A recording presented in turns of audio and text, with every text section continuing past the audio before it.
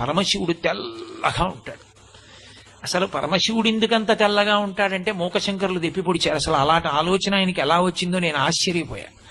ఆయన ఒక శ్లోకంలో ఒక అద్భుతమైన మాట అన్నారు. అమ్మవారి చిరునవ్వు చూశాట శివుడు.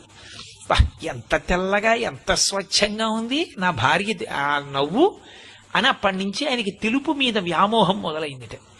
మొదలై నివాసాన్ని తీసుకెళ్లి తెల్లని వెండికొండ మీద పెట్టుకున్నాడు.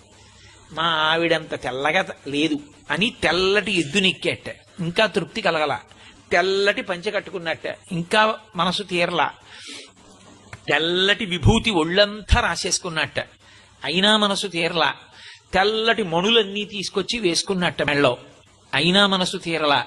శంకరా, అసలు నీకు తెలుపు మీద ఇంత పిచ్చి ఎందుకు వచ్చిందో తెలుసా? మల్లికార్జునుడన్న పేరుతో మల్లికా పుష్పములను ఎందుకు వేసుకుంటావో తెలుసా? మీ ఆవిడ చిరునవ్వులోని శుద్ధత్వాన్ని చూసి ఆ